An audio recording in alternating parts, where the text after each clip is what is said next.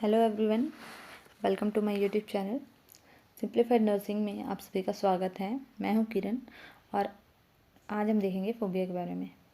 अगर आप लोगों ने ध्यान दिया होगा तो प्रीवियस क्लास में हमने फोबिया के बारे में कुछ डिस्कस किया था, जैसे कि फोबिया क्या होता है, फोबिया के क्या क्या टाइप्स होते हैं, जो कि एग्जाम्पल ऑफ स्पेसिफिक फोबिया है।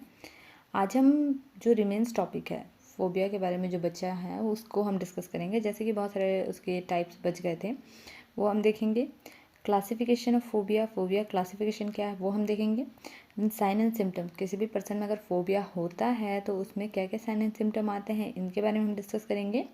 देन अगर पर्सन को फोबिया है तो उसको कैसे डायग्नोस करना है, देन उसका ट्रीटमेंट क्या होता है, इन सारी चीज़ों को लेकर आज हम डिस्कस करेंगे, है ना। तो चलिए स्टार्ट करते हैं। तो फर्स्ट है, जो प्रीवियस क्लास में फोबिया डिस्कस हुआ था उसके अलावा और फोबिया के टाइप हैं, उस पर डिस्कस करते हैं। तो फर्स्ट है gamophobia. Gamophobia means fear of marriage.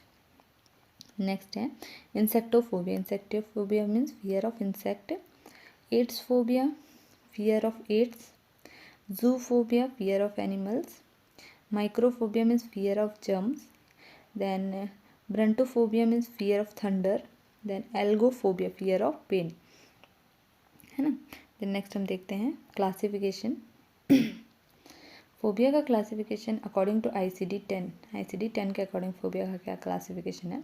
Phobia आता है हमारे F40 में, है ना। फोबिया का जो ICD-10 का क्लासिफिकेशन हमने देखा उसमें F1 to 10, F11 to 20 ऐसे करके है ना। तो ये किस में आता है, F40 में आता है। तो F40.0 क्या है आपका, अगोराफोबिया।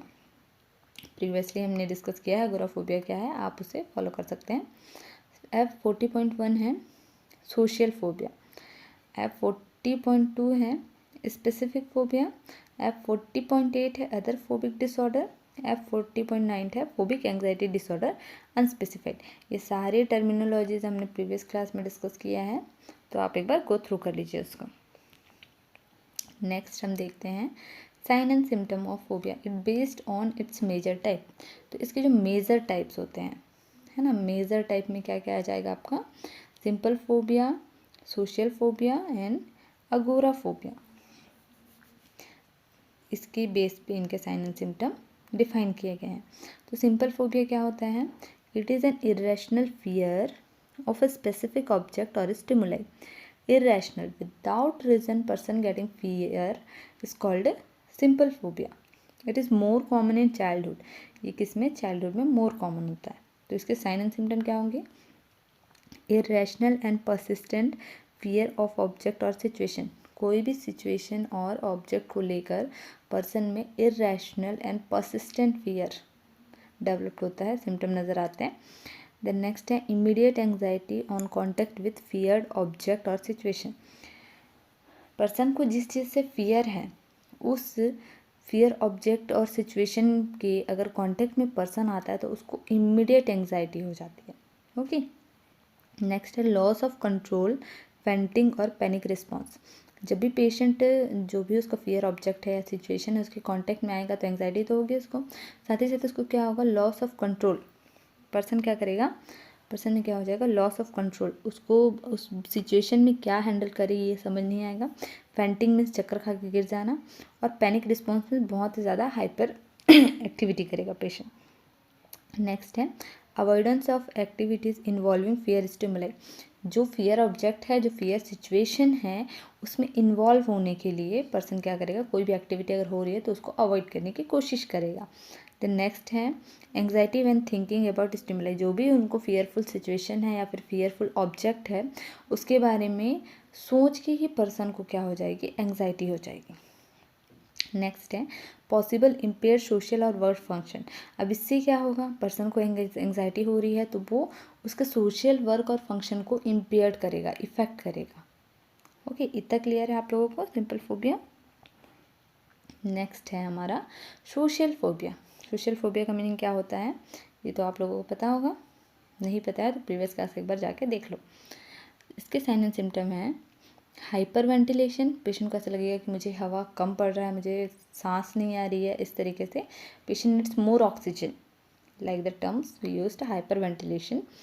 देन स्वेटिंग, पेशेंट को कंस्टेंट स्वेटिंग आएगी। Cold and clammy hands, patient के जो हाथ है वो ठंडे हो जाएंगे।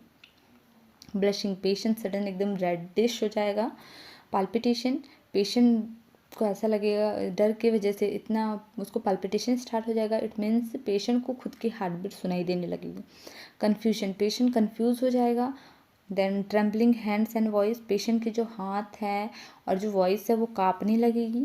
यूरिनरी अर्जेंसी, पेशेंट को लगेगा कि मुझे यूरिनेशन लग रहा है।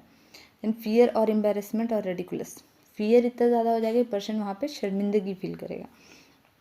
इतना क्लियर है सबको। देन नेक्स्ट हमारा है एगोराफोबिया। एगोराफोबिया का टर्म भी आप प्रीवियस क्लास में देख सकते हैं, है ना। साइन एंड सिम्टम इसका प्राइमरीली सिम्टम्स है इसके deep concern that help might not be available in such a place. जो अगोराफोबिया के पेशेंट होते हैं इनका कंसर्न क्या होता है कि इनके लिए किसी भी तरीके की हेल्प उस सिचुएशन में अवेलेबल है ही नहीं, एकदम हेल्पलेस फील करता है पेशेंट।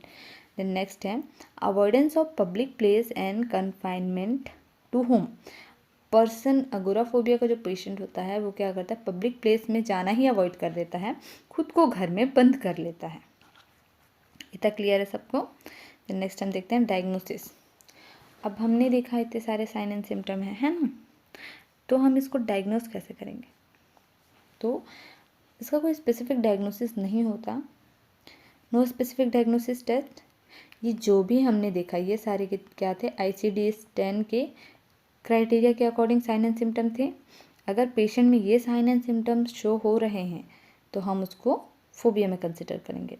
देन हम हिस्ट्री कलेक्शन करेंगे। हिस्ट्री कलेक्शन भी कैसा वाला, पेशेंट से हम हिस्ट्री लेंगे कि प्रीवियसली वो कुछ ऐसा फोबिक अटैक या फिर पैनिक अटैक या फिर कोई फोबिया सिचुएशन में एक्सपोज हुआ है क्या, इस तरीके का हम वहाँ पे हिस्ट्री ले सकते हैं। ठीक है। देन नेक्स्ट है हमारा ट्रीटमेंट। ट्रीटमेंट मॉडलिटीज़ में हमारी क्या आ जाएगी, ट्रीटमेंट में भी pharmacological treatment, pharmacotherapy, second behavioural therapy, third psychotherapy. First हम देखते हैं फार्माकोथेरेपी। हमारा फार्माकोथेरेपी में आएगा आपका बेंजोडाइजेपिन्स। बेंजोडाइजेपिन्स में भी कौन कौन से, alprazolam, clonazepam, lorazepam and diazepam. Then antidepressant हम प्रोवाइड करेंगे, इसमें इमिप्रामिन, सेट्रालिन एंड पेनाल्जिन, ये सारे मेडिसिन हम पेशेंट को प्रोवाइड करेंगे। देन हमारा behavioural therapy, under the behavioural therapy हम क्या करेंगे, पेशेंट को रोल प्ले, है ना, रोल प्ले करवाएंगे हम। Role play in guiding imaginary to allow the patient to rehearse way of relax while confronting fear object और सिचुएशन। रोल प्ले के थ्रू हम उनको एक्सप्रेस करने बोलेंगे कि उनको फियर ऑब्जेक्ट को लेकर क्या है उनकी थिंकिंग, स्टिमुलाई को देख के उनको किस तरीके से फील होता है। देन मॉडलिंग बिहेवियर, उनका जो बिहेवियर है, बिहेवियर थेरेपी के थ्रू मॉडलिंग करेंगे हम, किसको मॉडलिंग करेंगे, उनके बिहेवियर को, है ना, मॉडलिंग उनके बिहेवियर को चेंज करने की कोशिश करेंगे उस सिचुएशन को लेकर। देन इसी में हम कॉग्निटिव बिहेवियरल टेक्निक भी यूज़ करेंगे। देन हम involving using intense distraction stimuli, इसी मॉडलिंग थेरेपी में हम डिस्ट्रैक्शन स्टिमुलाई को भी यूज़ करेंगे कि अगर वो सिचुएशन दोबारा क्रिएट होता है तो आपको उस टाइम पे डरना नहीं है, आप दूसरे डिस्ट्रैक्शन थेरेपी भी यूज़ कर सकते हो। Like that points we are considering in behaviour therapy. इतना क्लियर है सबको। देन नेक्स्ट है हमारा psychotherapy. Under the psychotherapy, supportive psychotherapy, supportive psychotherapy हम यूज़ करेंगे, है ना, सपोर्टिव साइकोथेरेपी हम यूज़ करेंगे। देन बिहेवियर, इसमें ये सपोर्टिव साइकोथेरेपी हमको कैसे हेल्प करेगा, उनके बिहेवियर थेरेपी को और ड्रग ट्रीटमेंट दोनों को इस सपोर्टिव साइकोथेरेपी के थ्रू ही ड्रग ट्रीटमेंट भी अफेक्टिव होगा और बिहेवियरल थेरेपी भी अफेक्टिव होगा। तो ये हो गए हमारे ट्रीटमेंट मॉडलिटीज़। और आई होप आपको ये आज का जो भी क्लास है ये समझ आया होगा। अगर कहीं पे आपको डाउट है तो आप नीचे कमेंट बॉक्स में लिख सकते हैं और चैनल को लाइक शेयर सब्सक्राइब करें ताकि और भी नए नोटिफिकेशंस आपको मिलते रहें।